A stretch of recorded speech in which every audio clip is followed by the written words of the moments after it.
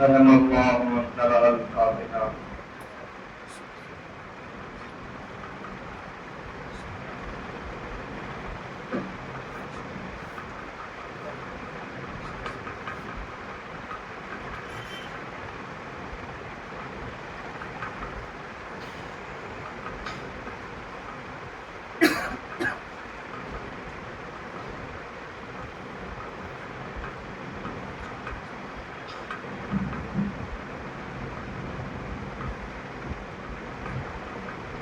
لا حول ولا قوة إلا بالله العلي العظيم.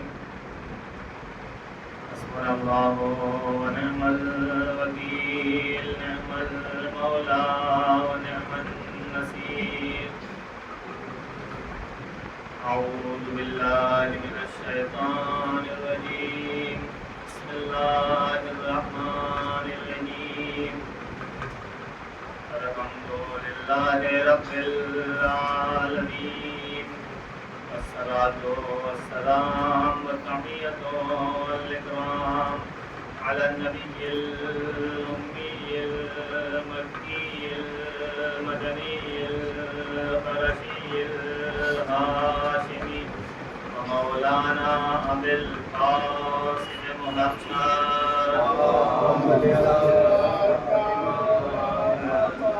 وعلى آله الطيبين الطاهرين المعصومين المظلومين المنتخبين المنتجبين الذين عزم الله عنهم الرزق وطهرهم تطهيرا.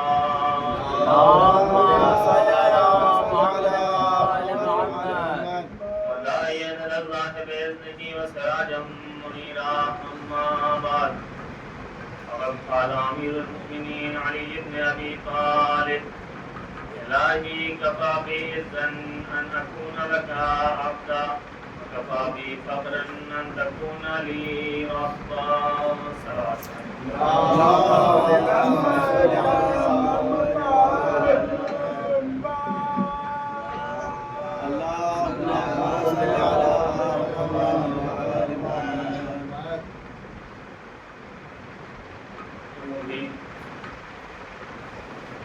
محرم یہ خاص تاریخیں میں کسی اور تفصیل کا موقع ہوتا ہے اور نہیں مجا. لہٰذا کوشش یہ رہے گی کہ بہرحال ہمارے یہاں مجلس میں دستور یہ ہے کہ حصہ بتائے ہو سکتا ہے حصہ مسئلہ ہو. پھر بھی کوشش یہ رہے گی کہ بہت مختصر طور پر انشاءاللہ اپنے گفتگو کو سمیٹ سکیں. صلوات پڑھیں محمد وعلی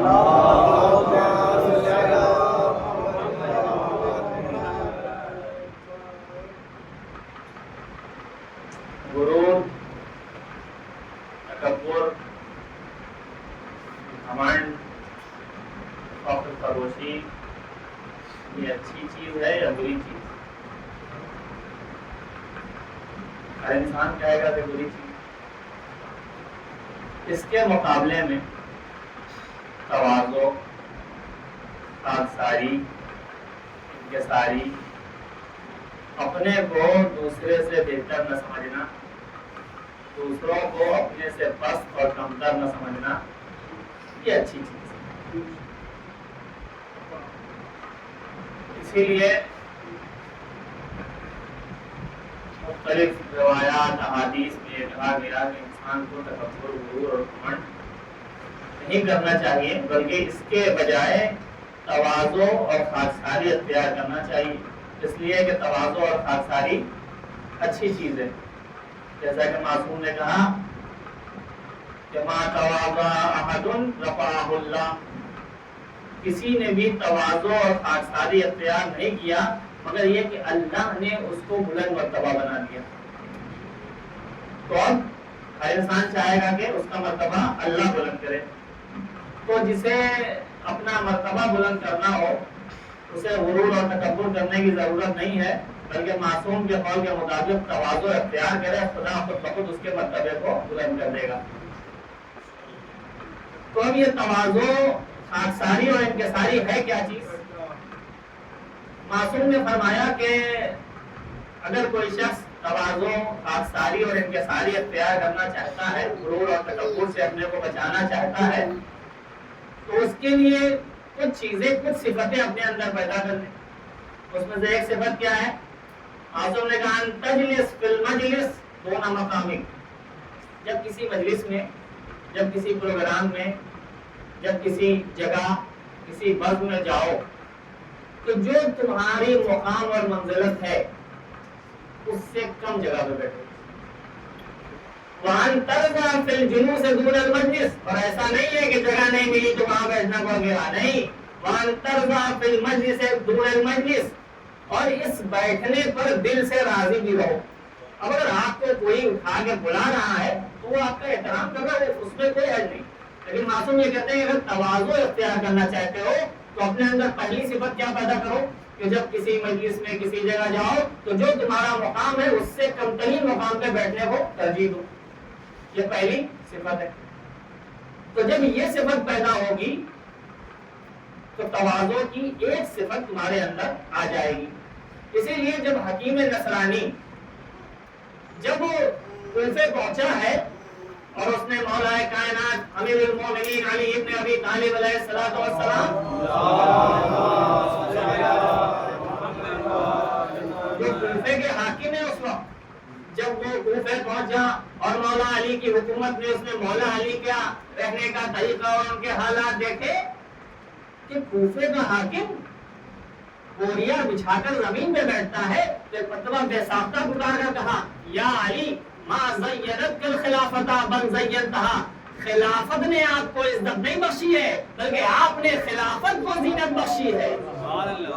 یہ آپ کا فخر نہیں ہے کہ آپ خلیفہ ہو گئے، یہ خلافت کا فخر ہے کہ اسے علی جیسا خلیفہ مل گیا۔ تو پہلی صفت کیا ہو گئی تواضع کی؟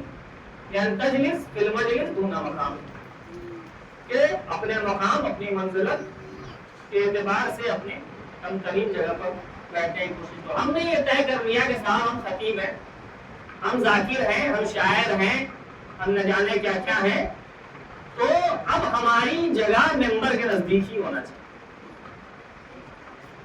تو اس کا مطلب یہ ہے ہم نے اپنے کو کچھ سمجھ لیا تو غرور کوئی الگ سے چیز تھوڑی ہوتی ہے، اسی کا نام تو غرور اور تکبر ہے۔ سلام پڑھیں محمد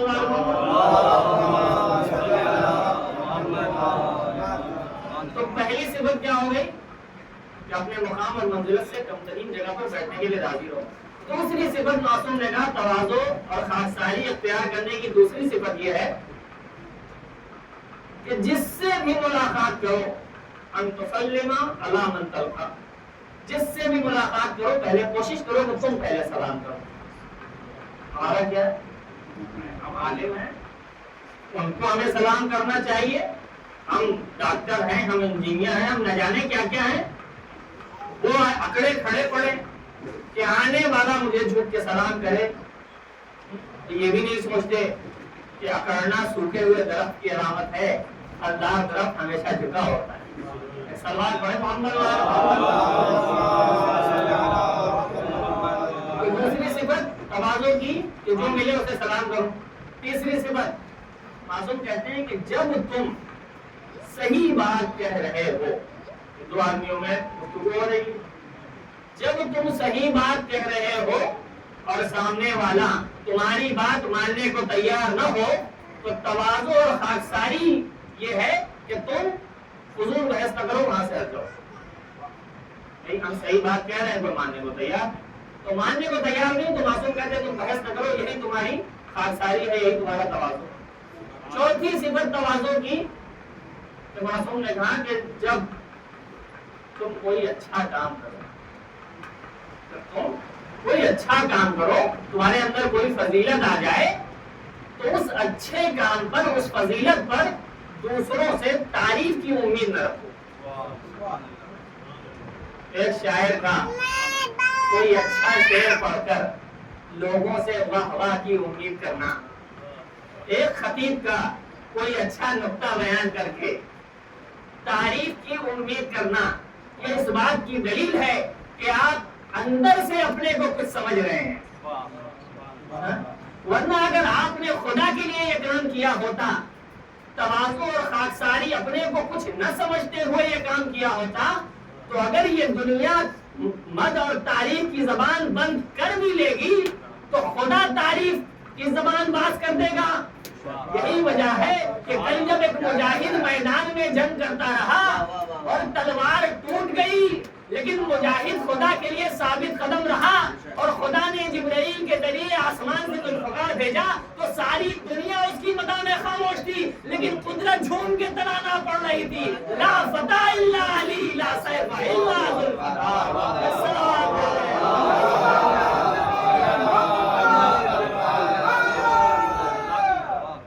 معلوم ہے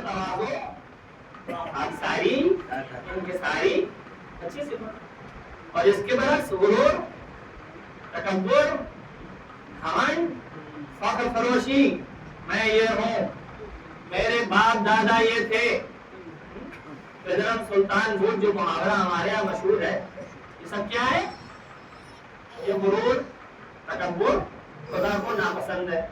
اسی لیے اس نے کہا تواضع اختیار کرو. لیکن اس کے برعکس اگر میں یہ کہوں کہ میں بہت بافضیلت انسان ہوں اس لیے کہ میں ذاکر حسین ہوں،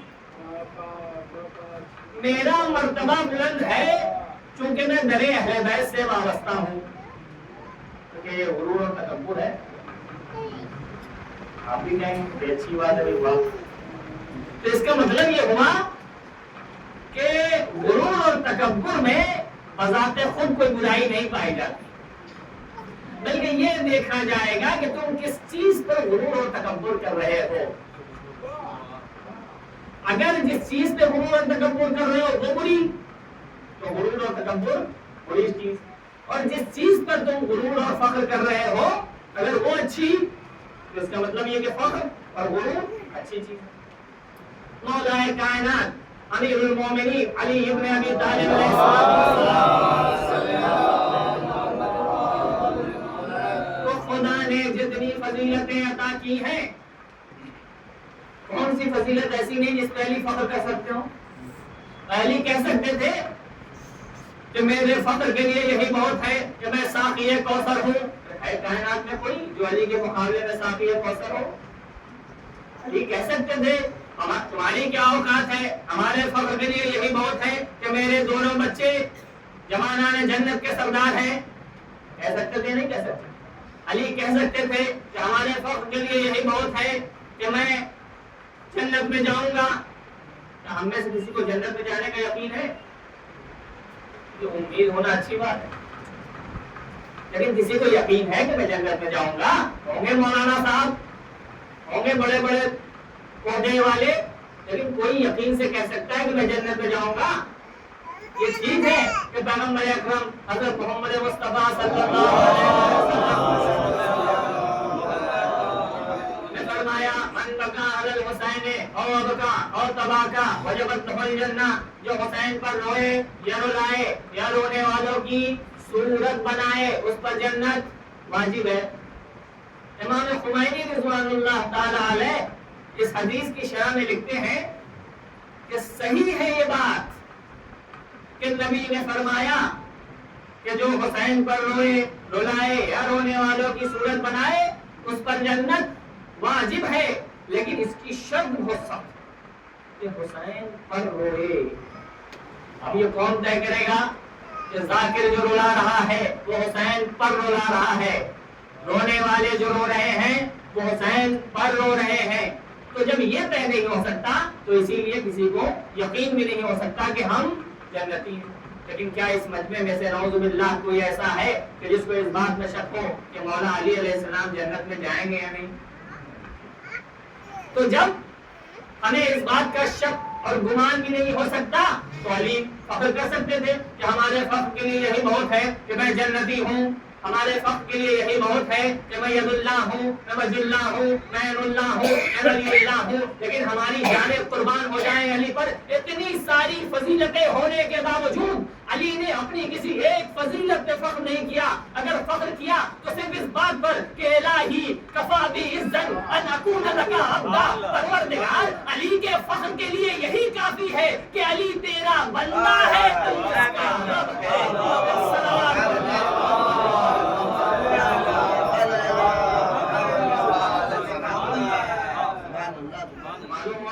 عبودیت، یہ بندگی، یہ بندہ ہونا، یہ غلامی کوئی معمولی شے نہیں ہے. علی جیسا انسان فخر کر رہا ہے اس پر کہ میں تیرا بندہ اور غلام ہوں. تو جب علی فخر کرے تو ہمیں دیکھنا ہوگا یہ بندہ ہونا کیا چیز ہے. سلوات پڑھیں محمد. قرآن مجید میں پروردگار عالم نے حضرت ابراہیم علیہ السلام کے لیے فرمایا انی جاعلک للناس اماما. اے ابراہیم ہم نے تم کو لوگوں کا امام قرار دیا. ہمارے چھٹے امام امام جعفر صادق علیہ السلام. اس حدیث کی اس آیت کی شرح میں امام علیہ السلام فرماتے ہیں جعل اللہ ابراہیم عبدا قبل ان یجعلہ نبیا وجعلہ نبیا قبل ان یجعلہ رسولا وجعلہ رسولا قبل ان یجعلہ خلیلا وجعلہ خلیلا قبل ان یجعلہ اماما وقال انی جاعلک للناس اماما. چھٹے امام علیہ السلام فرماتے ہیں کہ اللہ نے ابراہیم کو پہلے بندہ بنایا قبل اس کے کہ نبی بناتا، نبی بنایا قبل اس کے کہ رسول بناتا، رسول بنایا قبل اس کے کہ خلیل بناتا، خلیل بنایا قبل اس کے کہ امام بناتا. پھر فرمایا کہ ابراہیم ہم نے تم کو لوگوں کا امام بنایا. اور کر رہے ہیں آپ، یعنی سب سے پہلے بندگی ہے، اس کے بعد کوئی دوسرا ہوتا ہے. جناب مریم سلام اللہ علیہا کے لیے قرآن کریم کہتا ہے کہ جناب مریم سلام اللہ علیہا نے کہا یا لیتنی، اے کاش خود تو قبل ھذا، اے کاش میں اس سے پہلے مر گئی ہوتی. یعنی جب جناب مریم سلام اللہ علیہا کے یہاں بغیر باپ کے حضرت عیسیٰ علیہ السلام کی ولادت ہوئی تو انہوں نے فرمایا کہ اے کاش میں اس سے پہلے مر گئی ہوتی، اب میں قوم والوں کو کیا جواب دوں گی. قرآن نے کیا کہا کہ اے مریم گھبراؤ نہیں، جب قوم والے تمہارے پاس آئیں اور تم سے سوال کریں تو تم کہہ دینا انی نذرت للرحمن صوما، آج میں نے اللہ کے لیے خاموشی کے روزے کی نظر کر لی ہے، میں کچھ بول نہیں سکتی.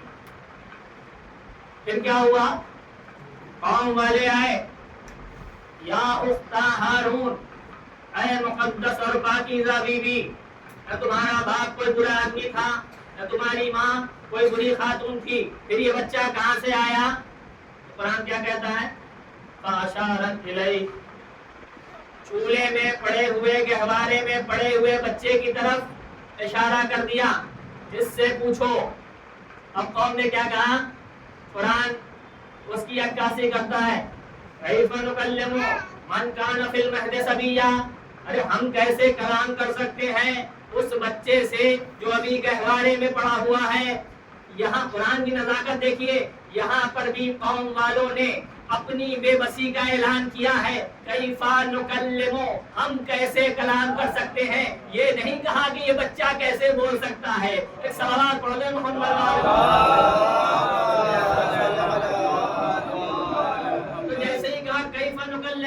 من کان فی المہد صبیا، ہم اس بچے سے کیسے کلام کر سکتے ہیں جو ابھی گہوارے میں جھولے میں پڑا ہوا ہے. جیسے یہ کہا حضرت عیسیٰ علیہ السلام بول پڑے انی عبداللہ آتانی الکتاب وجعلنی نبیا، میں اللہ کا بندہ ہوں، اس نے مجھے کتاب دی ہے اور نبی بنا کے بھیجا ہے، میں دستے تک جوڑوں گا. یا عیسیٰ نبی اللہ، ارے آپ کو یہ کہنے کی کیا ضرورت تھی کہ میں اللہ کا بندہ ہوں؟ ارے کہہ دیتے میں اللہ کا نبی ہوں، اس نے مجھے کتاب دے کر بھیجا ہے. عجب نہیں حضرت عیسیٰ علیہ السلام جواب دیں ہم یہی تو تمہیں سمجھانا چاہتے ہیں کہ جب تک انسان بندہ نہیں بن جاتا نہ اسے کتاب مل سکتی ہے نہ نبوت مل سکتی ہے. ایک صلوات پڑھ لیں.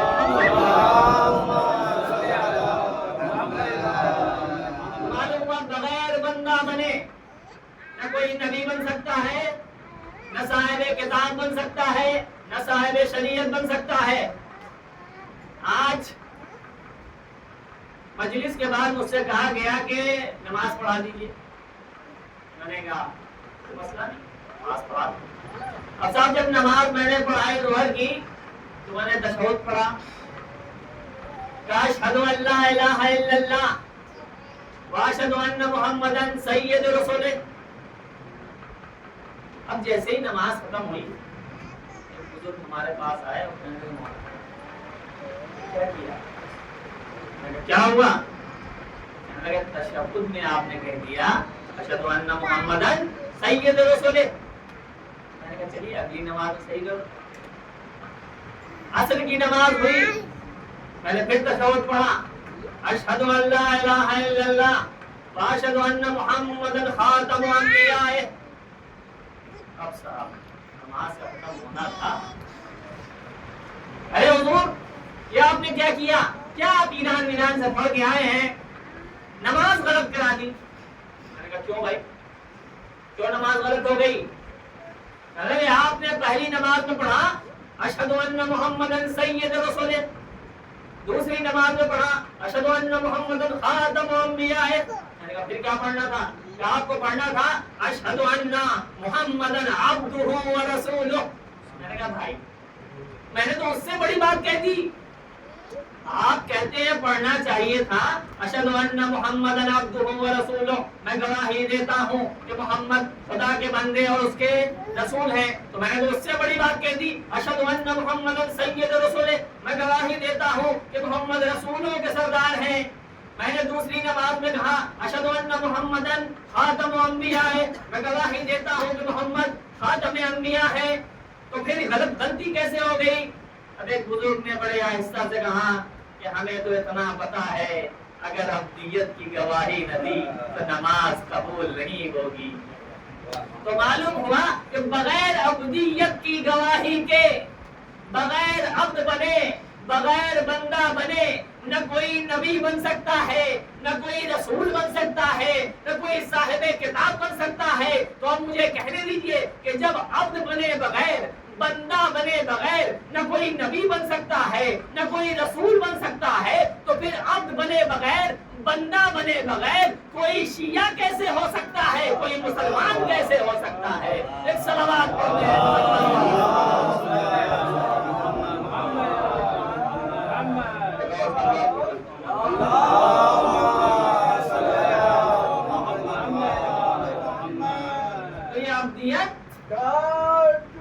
یہ بندگی، یہ غلامی کوئی معمولی شے کا نام نہیں، بڑی عظیم شے کا نام ہے۔ جو عظیم شے کا نام ہے تو یہ بندگی اور غلامی کہتے کسے، یہ تو پتہ ہونا چاہیے۔ آیت اللہ دستغیر شیرازی رضوان اللہ تعالی علیہ نے اپنی کتاب میں ایک واقعہ تحریر کیا ہے، اسے سن لیجئے، انشاءاللہ بات واضح ہو جائے گی کہ ابدیت اور بندگی کہتے کسے ہیں۔ ایک صلوات پڑھ دیں محمد والا۔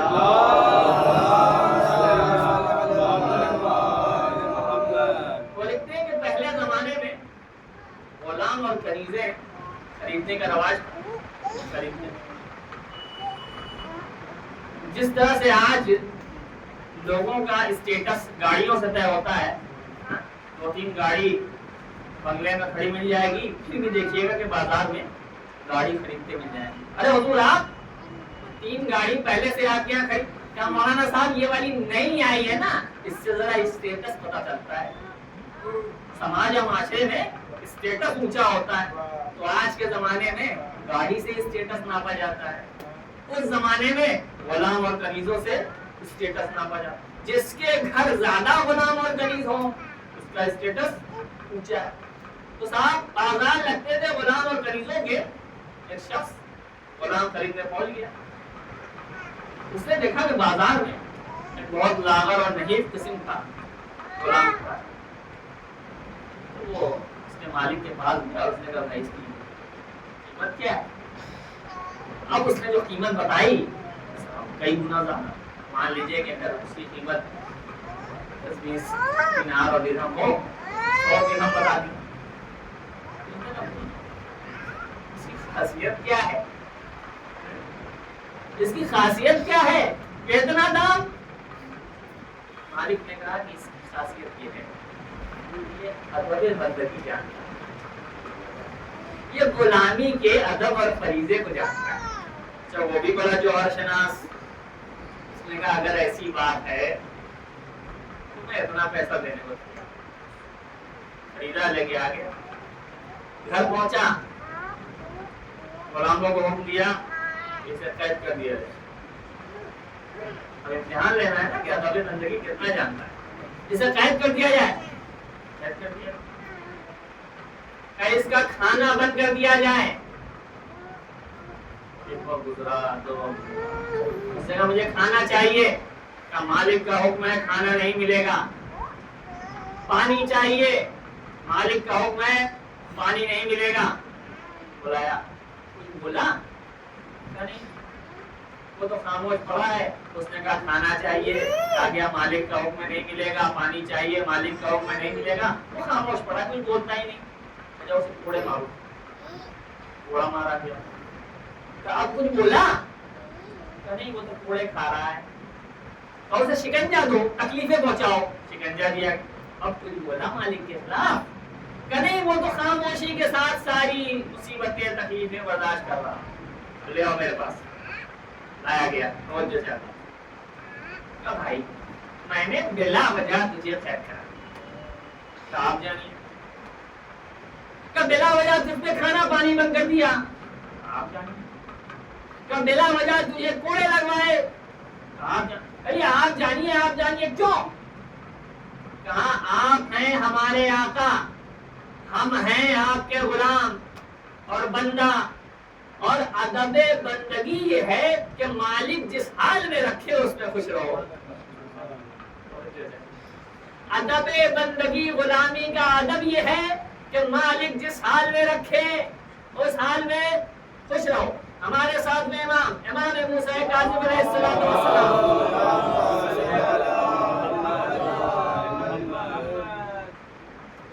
ایک مقام سے امام علیہ السلام کا گزر ہوا. بس میں نے اپنی بات کو سمیٹا. امام کا گزر ایک مقام سے ہوا تو ایک دولت مند دولت کے نشے میں چور, گھروں سے لہو و لعب, گانے باجے کی آوازیں آ رہی. امام علیہ السلام گئے. اسی اثنا میں ایک کنیز گھر سے باہر ہے اور امام نے اس سے پوچھا کہ یہ گھر کس کا ہے. اس نے کہا مشرک کا گھر ہے. تو امام علیہ السلام نے اس سے پوچھا کہ آزاد ہے یا غلام. کیا پوچھا ہے امام نے.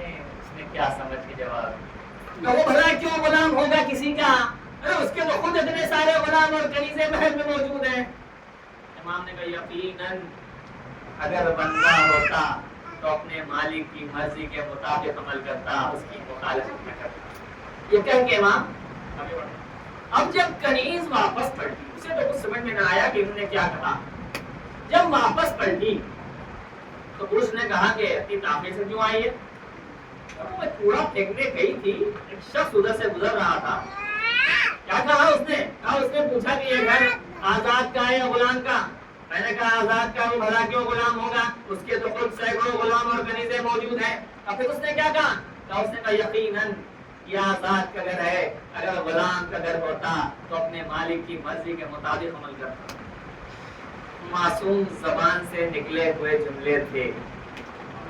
دل پہ وہ اثر ہوا کہ ننگے پیر امام کے پیچھے دوڑ پڑے. اسی لیے ان کا نام, ان کا لقب بشر حافی پڑ گیا, یعنی ننگے پیر والے. دوڑتے ہوئے امام کے قدموں میں گر گئے, اپنی خطاؤں کی معافی طلب کی اور خدا کی مخالفت اور نافرمانی سے باز آ گئے, توبہ کر لیا. تو کہنے کا مقصد کیا ہوا. کہنے کا مقصد یہ ہے کہ ادب بندگی اور غلامی یہ ہے کہ انسان اپنے مالک کی مرضی کو جان کر قدم آگے بڑھائے. ہمارا مالک کون ہے؟ جو ہمارا خالق ہے. اب ہماری بندگی کا ادب یہ ہونا چاہیے کہ ہم اس کی مرضی کو جان کے قدم آگے بڑھائیں. اب ہم اس کی مرضی کو کیسے جانیں؟ یا تو وہ آ کر ہمیں بتائے, یا تو ہم اس تک جا کے پوچھیں کہ تیری مرضی کیا ہے. تو وہ اپنی پاکیزگیوں کی بنیاد پر, وہ اپنی لطافتوں کی بنیاد پر ہم تک آ نہیں سکتا. ہم اپنی گندگیوں کی بنیاد پر اس تک جا نہیں سکتے، تو اب اس نے درمیان میں کچھ رابطے بنا دیے کہ جن کا کام یہ ہے کہ وہ ادھر سے اس کی مرضی کو حاصل کریں اور ہم تک پہنچا دیں کہ دیکھو یہ خدا کو پسند ہے، یہ خدا کو ناپسند ہے۔ تو اب ہماری ذمہ داری کیا ہے کہ ہم ان واسطوں سے خدا کی مرضی اور پسند اور ناپسند کو جان کر قدم آگے بڑھائیں، یہی ادب بندگی ہے۔ اب رسول ہمیں بتائیں گے کہ خدا کی مرضی کیا ہے۔ رسول اس دنیا سے جا رہے ہیں تو خدا کی مرضی کون بتائے گا؟ جو ان کے بعد آئے گا۔ اب علی کی مرضی پہ چلنا در حقیقت خدا کی مرضی پہ چلنا ہے۔ علی کے بعد خدا کی مرضی کون بتائے گا؟ جو ان کے بعد آئے گا۔ اب حسن کی مرضی پہ چلنا در حقیقت خدا کی مرضی پہ چلنا ہے۔ حسن کے بعد خدا کی مرضی کون بتائے گا؟ جو ان کے بعد آئے گا۔ اب حسین کی مرضی پہ چلنا حسین کی مرضی پہ چلنا نہیں ہے، در حقیقت حسن کی مرضی پہ چلنا ہے، در حقیقت علی کی مرضی پہ چلنا ہے، در حقیقت نبی کی مرضی پہ چلنا ہے، در حقیقت حسین کی اطاعت ہی خدا کی اطاعت ہے۔ اور ابھی ہم نے یہ سن لیا کہ خدا کی اطاعت اور خدا کی مرضی پر چلنا ہی ادب بندگی ہے۔ اب کربلا کے میدان میں خدا کی مرضی کون بتائے گا؟ کہ جو امام وقت وہاں موجود ہوگا، تو اب حسین جسے بھی کربلا میں خدا کی مرضی پہ چلنا ہے، اسے اپنے امام وقت کی پیروی کرنا پڑے گا، اسے حسین کی پیروی کرنا پڑے گا، چاہے جتنا انسان پیروی کر لے۔ لیکن زندگی میں کچھ موقع ایسے آ جاتے ہیں جو انسان کے لیے سخت، ایک غیرت دار انسان کے لیے جتنا اپنی اولاد عزیز ہوتی ہے، اس سے زیادہ اپنے بھائی کی اولاد اس کے لیے عزیز ہوتی ہے۔ کبھی آپ نے غور کیا کہ کربلا کے میدان میں اتنے بہادروں کے ہوتے ہوئے بچوں نے پانی کا مطالبہ صرف حضرت عباس سے کیا۔ آپ تاریخ میں قرآن دکھائیے کہ بچوں نے پانی کا مطالبہ حضرت عباس علیہ السلام کے علاوہ کسی اور سے کیا ہو۔ جب بھی مطالبہ کیا حضرت عباس علیہ السلام، کیوں؟ شاید بچوں کو یہ امید تھی کہ اگر کوئی پانی پلا سکتا ہے تو وہ حضرت عباس علیہ السلام کے ساتھ۔ تو جب بچوں کی اتنی امید تھی تو آپ ذرا حضرت عباس علیہ السلام کی کیفیت کا اندازہ لگائیے کہ ان کی کیا کیفیت رہی ہوگی کہ کسی طرح ان بچوں کو پانی پلا۔ میں دستے ادب جوڑوں گا آقا، جب بچے آپ سے اتنی امیدیں لگائے ہیں تو پھر آپ نے ان بچوں کے پانی کا انتظام کیوں نہیں کیا؟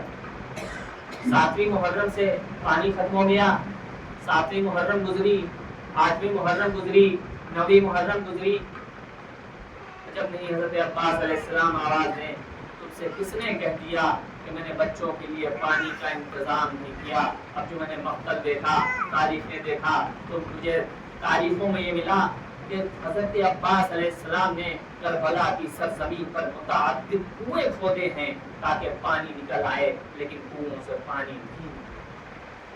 میں کہوں گا مولا آپ کے پاس طاقت ہے، آپ شجاع ہیں، بہادر ہیں، تلوار اٹھائیے اور ان بچوں کے لیے پانی لے آئیے اور انہیں پانی پلائیے۔ جب نہیں مولا تمہیں بھی تم نے کہا ہے کہ ادب بندگی یہ ہے کہ آقا کی مرضی کے مطابق قدم آگے بڑھاؤ۔ کربلا میں میرا آقا میرا مالک حسین ہے، میں حسین کی مرضی کے مطابق قدم بڑھاؤں گا۔ جب تک حسین نہ کہہ دیں میں تلوار نہیں اٹھا سکتا۔ آزاداروں، کربلا میں ادب بندگی کو، غلامی کے ادب کو عباس نے فریضہ غلامی کو سکھا دیا کہ غلامی اور بندگی کا فریضہ کیسے ادا کیا جاتا ہے۔ ہاتھوں کو جوڑ کے کھڑے ہیں، آقا حسین مرنے کی اجازت دے دیجئے۔ حسین نے کہا بھائی میں تمہیں مرنے کی کیسے اجازت دے دوں، تم تو میرے لشکر کے علمدار ہو۔ آقا وہ لشکر ہی کہاں باقی رہ گیا جس کی میں علمداری کیا کرتا تھا، جب اصرار بڑھا تو حسین نے کہا ٹھیک ہے اگر جانا چاہتے ہو تو پہلے ان پیاسے بچوں کے لیے پانی کی سبیل کر دو. مقتل کہتا ہے کہ حضرت عباس علیہ السلام نے مشق سکینہ لیا. ذرا آپ توجہ فرمائیں کہ امام حسین علیہ السلام نے حضرت عباس کو تلوار نہیں دیا بلکہ ایک ٹوٹا ہوا نیزہ ہاتھوں میں دیا اور کہا جاؤ فرات سے پانی لے کر آؤ. مگر مقتل لکھتا ہے کہ جب حضرت عباس علیہ السلام نے گھوڑے کو لگایا اور ادھر فوج یزید میں خبر پھیلی کہ عباس فرات سے پانی لینے آ رہے ہیں تو 4000 فوجیوں کا پہرا فرات پہ تھا کہ عباس علیہ السلام کے آنے کی حیبت اور خبر سن کر وہ 4000 کی فوج دریا سے اتنی دور بھاگ گئی کہ عباس علیہ السلام نے اپنے گھوڑے کو فرات میں اتار دیا. تو پھر سوال یہ ہوتا ہے کہ جس مجاہد کی جس شجاع اور بہادر کی ہمت اتنی ہو کہ اس کا نام سن کر 4000 کی فوج اتنی دور چلی جائے, پھر کس میں ہمت تھی کہ جو عباس کے بازو قلم کر دیتا, کس میں ہمت تھی جو عباس کو شہید کر دیتا. مگر علماء نے لکھا کہ جب عباس مشق سکینہ بھر کے فرات سے بلندی کی طرف آئے ہیں تو عباس کی نگاہ حسین کے خیموں کی طرف گئی. عجب منظر دیکھا کہ چھوٹے چھوٹے بچے خالی کوزہ لیے صفوں میں کھڑے ہیں اور سکینہ دلاسا دے رہے, اے بچوں گھبراؤ نہیں, وہ دیکھو میرے چچا کا علم نظر آ رہا ہے, ابھی تھوڑی دیر میں تمہیں پانی مل جائے گا. جب عباس نے منظر دیکھا تو عباس کی عجب کیفیت تھی. عباس کی فکر صرف یہ تھی کہ کسی طرح پانی خیمے حسینی میں پہنچا دوں. نہ دائیں دیکھا نہ بائیں دیکھا, گھوڑے کو سیدھے خیمے کی طرف ڈھیر لگایا. اسی کا فائدہ اٹھا کر ایک شخی نے وار کیا, دائنا بازو غلب ہو گیا. مگر عباس کو فکر نہ ہوئی, گھوڑے کو اور تیز کیا کہ کسی طرح پانی خیمے میں پہنچا دوں, مگر بایاں بازو میں قلم ہو گیا. پھر بھی عباس کو فکر نہ تھی, مشق سکینہ کو دانتوں سے دبایا, خیمے کی طرف گھوڑے کو لگا. مگر ازادارو جیسے ہی ایک تیر مشق سکینہ پہ لگا, عباس کی آس ٹوٹ گئی. اے اسپے وفادار, اب واپس پلٹ جا. اب عباس خیمے میں جانے کے قابل نہیں. وہ موقع بھی آیا کہ جب اس شیر سے پشتے فرس پہ سبلار گیا, زمین کربلا پہ آئے. آقا غلام کا آخری سلام قبول ہو. حسین دوڑتے ہوئے عباس کے سرانے پہنچے. دونوں بھائیوں میں وصیتیں ہوئی. عباس کی روح جس نے انسری سے پرواز کرتے حسین علم لے کے چلے. مقتل کہتا ہے جیسے ہی علم قریب آیا سب سے پہلے سکینہ دوڑی. اے بچوں میرا چچا پانی لے گیا. اب جو دیکھا تو علم آیا مگر علمدار نہ آیا. سکینہ علم سے لپٹ, اے بابا میرا چچا کہاں رہ گیا. اے بیٹی سکینہ تمہارا چچا اب کبھی واپس. انا للہ وَإِنَّا إِلَيْهِ رَاجِعُونَ. أَلَا لَعْنَةُ اللَّهِ عَلَى قَوْمِ الظَّالِمِينَ. سَيَعْلَمُ الَّذِينَ ظَلَمُوا أَيَّ مُنقَلَبٍ يَنقَلِبُونَ. آمين.